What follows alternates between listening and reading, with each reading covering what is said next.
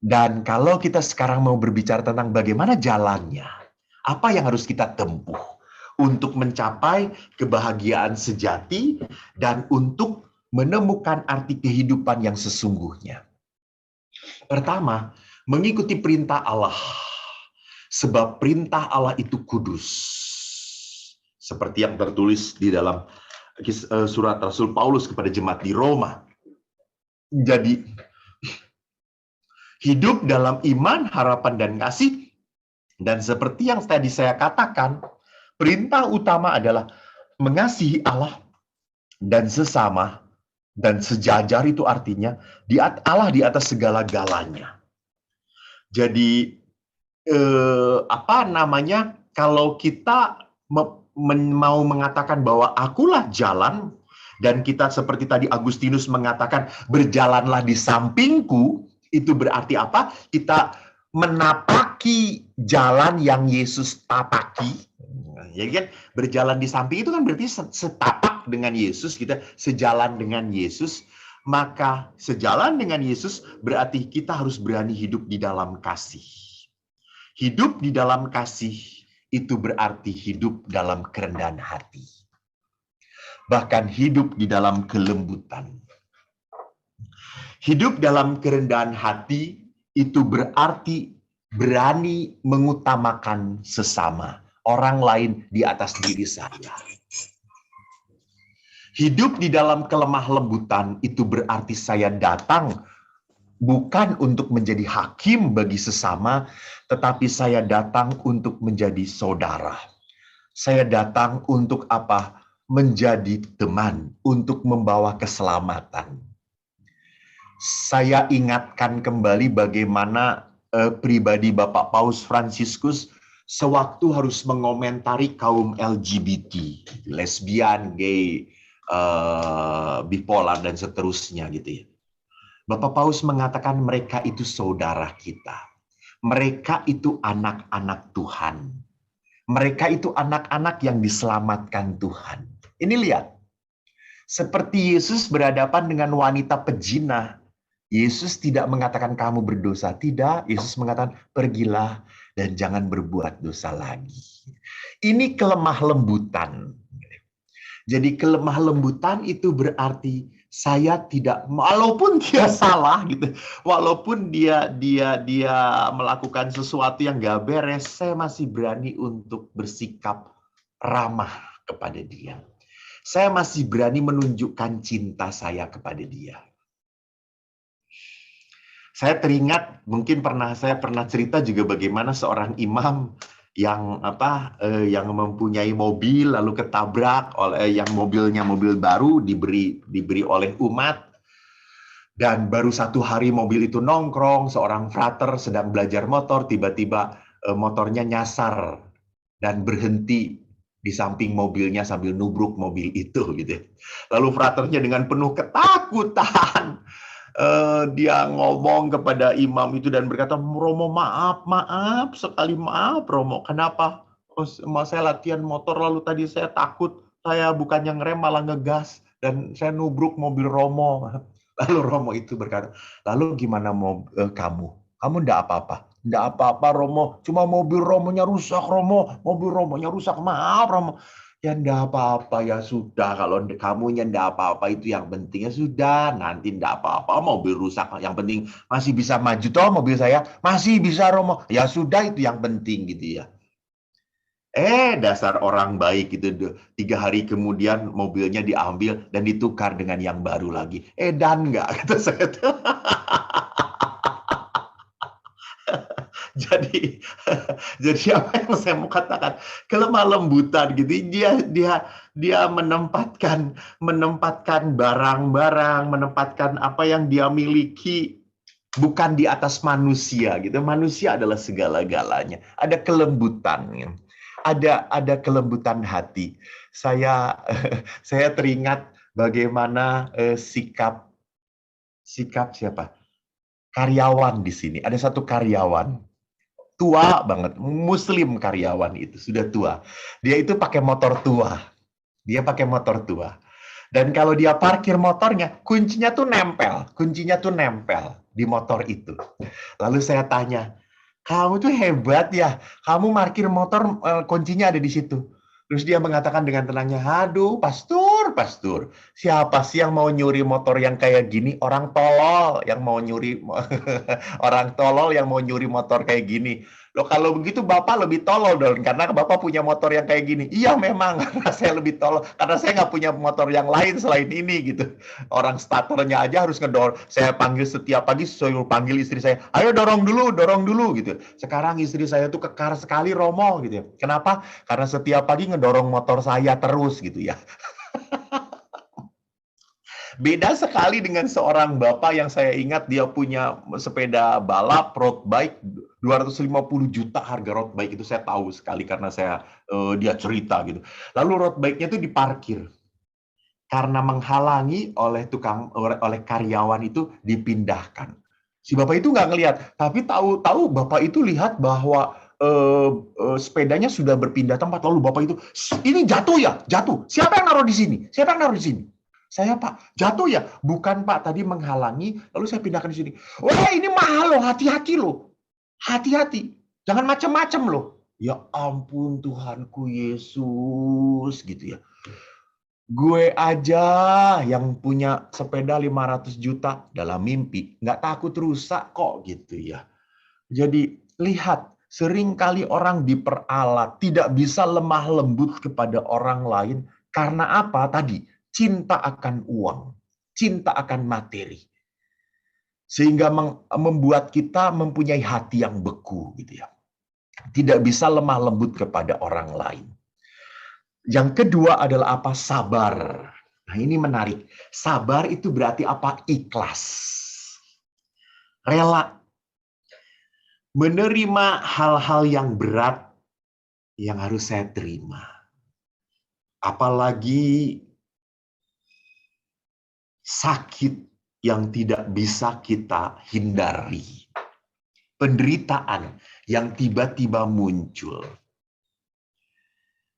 Bagaimana bisa bertahan di dalam penderitaan dan melihat penderitaan itu sebagai cara Tuhan untuk mencintai saya. Dan itu tidak mudah gitu ya. Ini tentunya hanya bisa dialami oleh orang-orang yang sudah terolah batinnya. Jadi tidak serta-merta kalau kita beriman kepada Kristus, kita rajin berdoa, serta-merta kita bisa sabar menanggung penderitaan yang Tuhan izinkan terjadi pada kita. Dan. Ini harus mengalami sebuah pelatihan rohani. Yang ketiga, kita berjuang dengan apa? Mau rela dan memperhatikan sesama. Jadi kita tahu bahwa penderitaan itu adalah tempatnya Tuhan memperlihatkan dirinya. Maka jelas sekali toh dikatakan bukan kamu yang berseru Tuhan, Tuhan, bukan. Bukan itu. Tetapi pada saat engkau memberikan air kepada yang haus, makan kepada yang lapar, pada saat engkau mengunjungi yang sakit, mendatangi orang yang dipenjara, engkau lakukan untuk aku. Jadi Yesus itu ada di dalam kubangan penderitaan manusia. Dan itulah tempatnya kita bertemu dengan Yesus. Jadi kalau kita bertemu dengan Yesus, memang kita harus berani kotor. Kita harus berani menderita. Kita harus berani meninggalkan kenyamanan kita. Lalu yang kedua, kalau tadi dikatakan bahwa pertama-tama kita harus mengikuti perintah Allah dalam kasih, dan yang kedua adalah menanggalkan diri kita yang lama dari dosa dan kebiasaan hidup negatif. Dan hidup sebagai manusia baru dalam roh. Itu berarti apa? Hidup kita berani mengalihkan waktu, pikiran, dan hati kita untuk memuliakan Tuhan. Jadi kita memakai memakai waktu kita, pikiran kita, materi kita untuk sesuatu yang lebih berkenan. Oh, sorry. Oh, ini udah ada di sini. Sorry kok malah berkenan kepada Tuhan. Jadi di sini kita menyadarkan diri kita bahwa saya harus mencoba untuk memulai merefleksikan apakah kata-kata saya ini berkenan pada Tuhan atau tidak.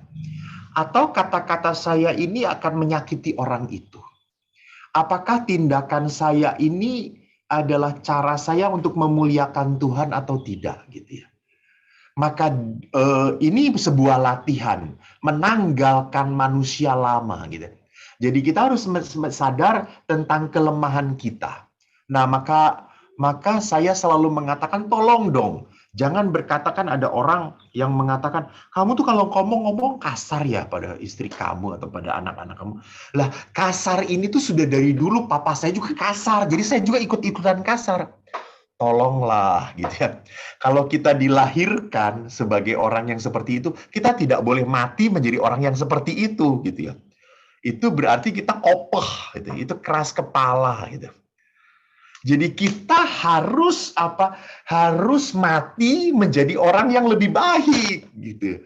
Bukan mati dalam keadaan yang lama-lama aja. Ngapain Tuhan memberikan kesempatan kita hidup gitu. Tuhan itu memberikan kesempatan kita hidup supaya mengolah pengalaman batin yang pahit ini, yang jelek ini, supaya lebih mulia, lebih baik, lebih berkenan kepada Allah. Maka di sini pentingnya kita menyadari kelemahan-kelemahan diri kita dan pelan-pelan mengikisnya, gitu. Dan pelan-pelan melatihnya untuk mengurangi.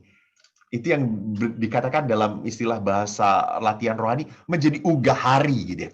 Ugahari itu membebaskan dari kelekatan dosa, dari kelekatan kecanduan pada hal-hal yang jelek. Ketiga, di dalam jalan yang bisa kita tempuh untuk sejalan seiring dengan Yesus, kita meneladan Kristus dalam kata, pikiran, dan perbuatan. Maka di sini seperti Santo Yohanes berkata, perlu perjuangan keras karena banyak godaan. Keinginan daging, keinginan marta, serta keangkuhan hidup.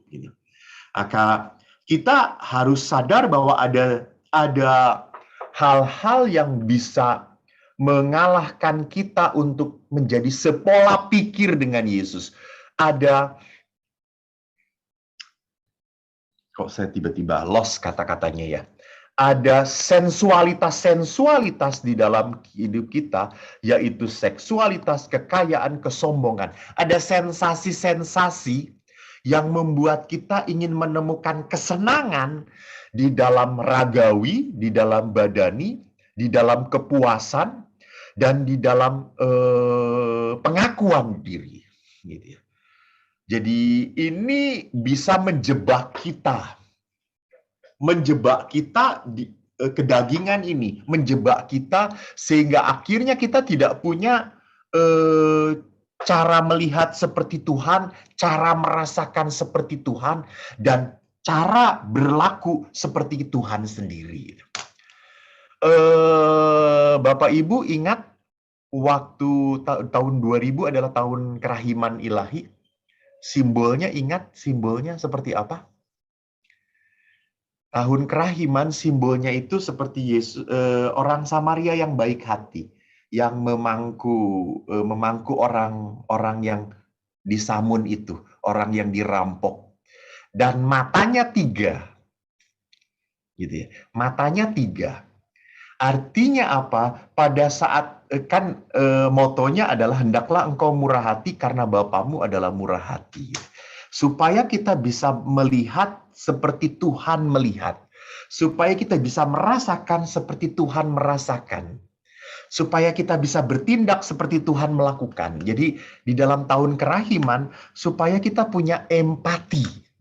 Tidak hanya empati, tetapi juga mempunyai hati yang seperti Yesus selalu tergerak oleh belas kasihan. Dan tergerak oleh belas kasihan ini akhirnya menimbulkan sebuah action, sebuah tindakan nyata. Nah, inilah yang menjadi 3 jalan untuk mencapai kesejalanan dengan Yesus. Maka 3 pola Injili yang bisa kita pakai adalah pola kesucian, kemiskinan, dan ketaatan. Mungkin Anda akan berkata, "Wah, ini kan Ini kan cara hidup 3 kaul gitu ya." Ya betul, 3 kaul.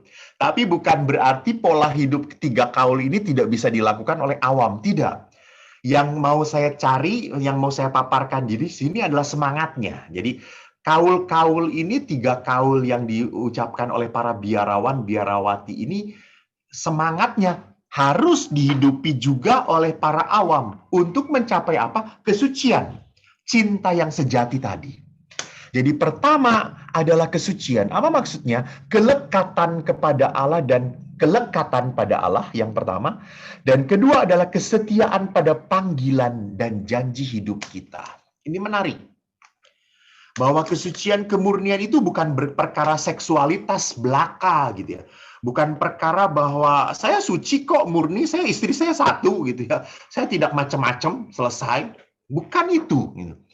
Semata-mata. Tetapi kesucian, kemurnian itu berarti apa? Manusia mau melekat pada Tuhan. Mau menjadikan Tuhan di atas segala-galanya. Gitu. Mau menjadikan hidup doa itu menjadi sebuah aliran kehidupan yang begitu saja mengalir dalam diri kita. Ini kelekatan kepada Allah. Dan yang kedua, kemurnian pun mengisyaratkan apa? Kesetiaan kepada panggilan dan janji hidup kita. Jadi saya sering kali bersedih gitu ya, bersedih melihat pasangan suami istri yang mereka berdua gitu ya, mereka berdua ada bersama-sama gitu, tetapi tidak setia dalam memenuhi janji panggilan mereka. Untuk apa? Untuk menyejahterakan pasangannya.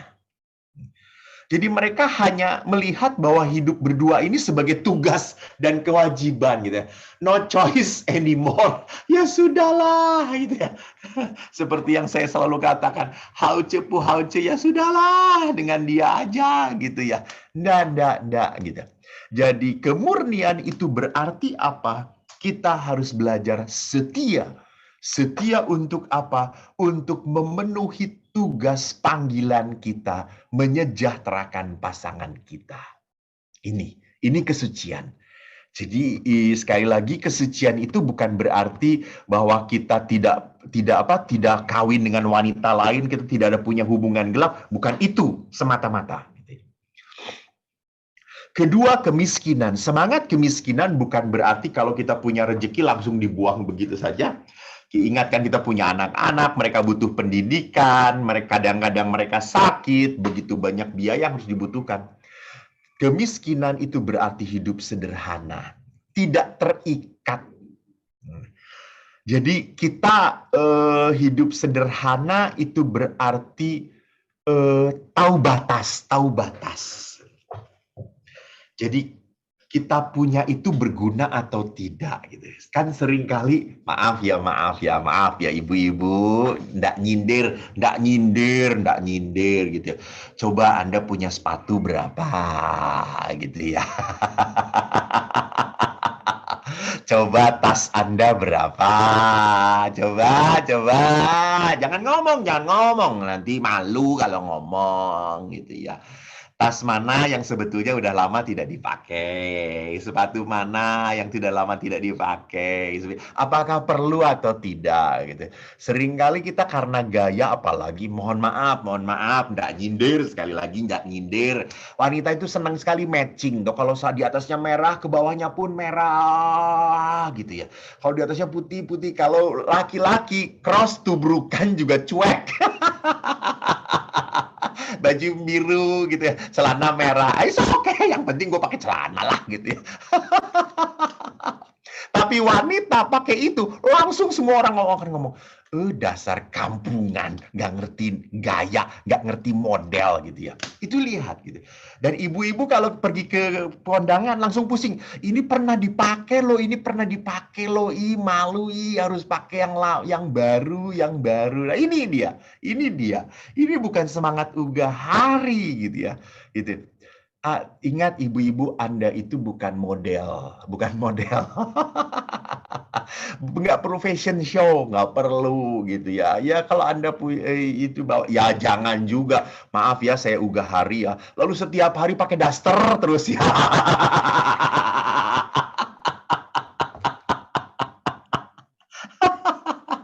Lalu orang-orang kan ngomong, aduh kayak tong sampah dikarungin gitu.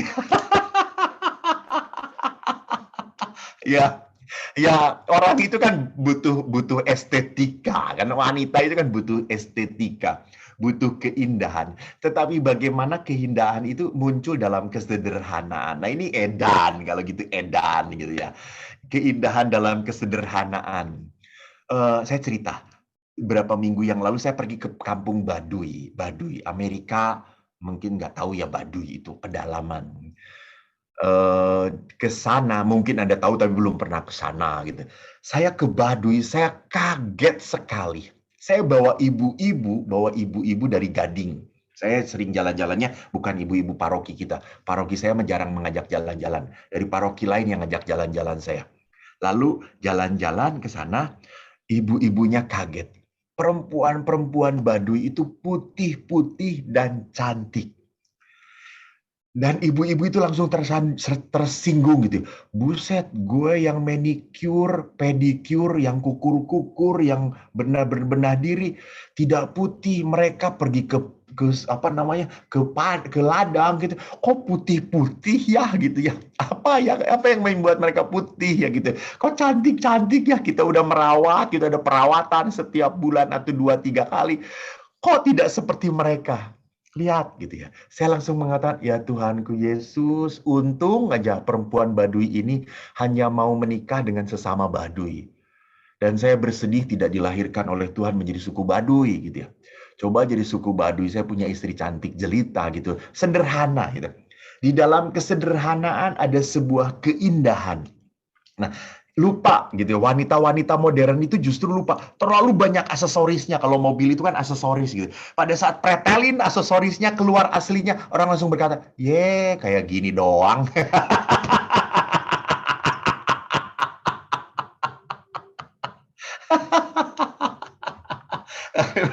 Kan ada ibu-ibu gitu yang sudah make up sampai berapa? Sampai 5 jutaan make up keluar. Ya ampun gitu, make up atau make down kata saya itu. Jadi kadang-kadang karena make up-nya berlebih, jadi bukan make up lagi, jadi make down gitu. Jadi bukan malah lebih hebat, bukan lebih lazat, tapi lebih hancur lebur gitu. Nah, lihat di sini bahwa kemiskinan itu berarti saya berani mengatakan cukup, nggak perlu, saya nggak perlu, saya masih ada, gitu. Masih ada, saya masih punya.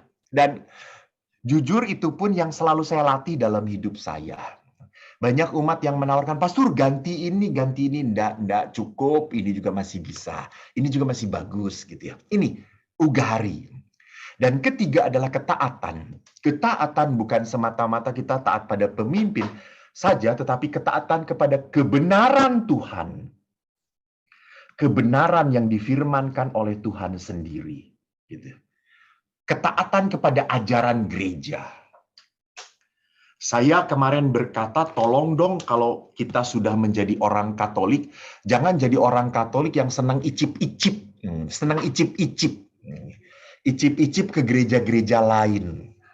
Lalu kok gereja sana punya ajaran ini? Tolong, ajaran-ajaran gereja itu bukan untuk dikomparkan, bukan untuk diadukan. Bukan. Karena mereka punya landasannya sendiri-sendiri gitu ya. Kita punya landasan sendiri. Maka saya senang sekali bahwa para imam di YouTube itu selalu mengajarkan imannya, selalu mengajarkan, memperdalam iman Katolik. Itu seperti apa?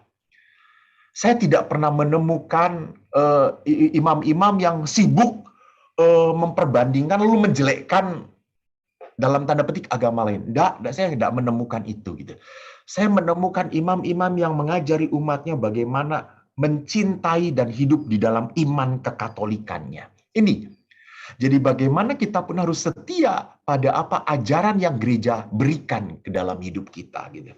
Dan memang ajaran gereja itu tidak mudah untuk ditapaki, untuk dijalani. Ibu Riana, saya berapa menit lagi?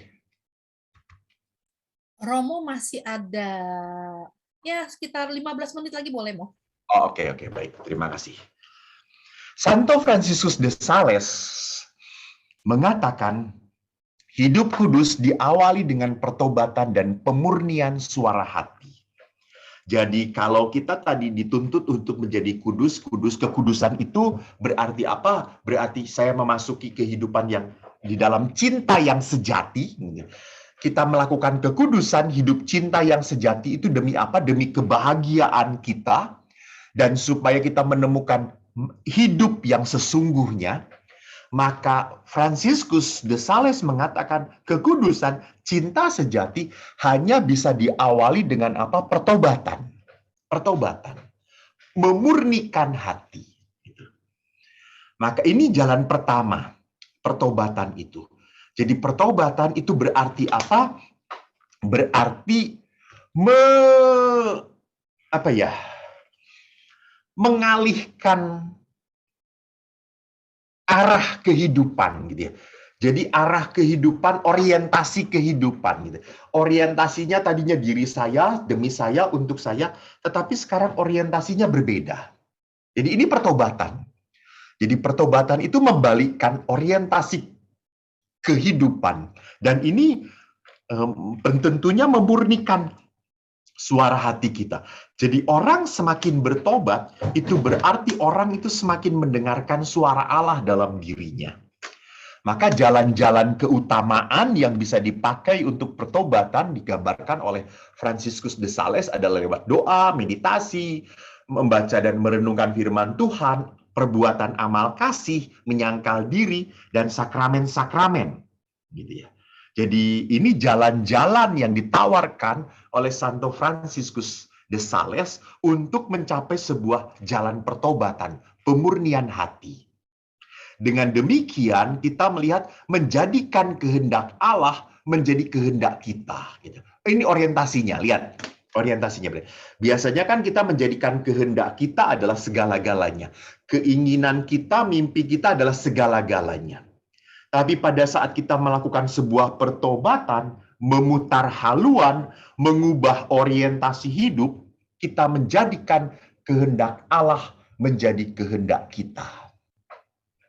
Inilah buah dari sebuah pertobatan. Jadi saudara-saudariku, itulah jalan. Kalau Yesus berkata, akulah jalan, ini maksudnya. Supaya kita menapaki berjalan bersama Yesus. Kita berbicara tentang kebenaran. Kebenaran tidak sepanjang jalan kenangan. Tidak sepanjang penjelasannya, tidak sepanjang saya menjelaskan tentang jalan ini ya. Jadi kalau kita berbicara tentang kebenaran, Yesus tadi Santo Agustinus berkata tentang apa? Kepadaku engkau harus datang. Kepada aku engkau harus datang. Hanya Kristus yang menyatakan bahwa dirinya adalah kebenaran. Kenapa? Karena ia menyatakan dirinya Allah. Dan Allah sajalah kebenaran. Dan kebenaran itu maksudnya apa? Di dalam diri Yesus, seluruh janji Bapa terpenuhi. Ingat, Allah itu menjanjikan seorang penyelamat.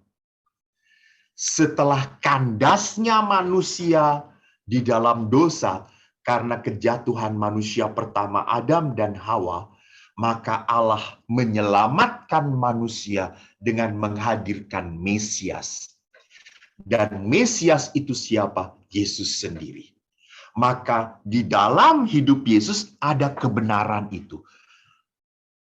Kata-kata Yesus, perbuatan Yesus, tindakan Yesus, ajaran Yesus adalah ajaran yang dibenarkan oleh Allah. Bahkan hidup Yesus pun akhirnya dibenarkan oleh Allah. Ingat peristiwanya. Pada saat Yesus disalib, Yesus disuruh menunjukkan kebenaran. Pada saat prajurit berteriak, kalau engkau benar-benar anak Allah, turun dari salib itu. Jadi Yesus disuruh memperlihatkan kebenaran. Kalau engkau benar-benar anak Allah, turun dari salib itu. Kami akan tunduk dan percaya.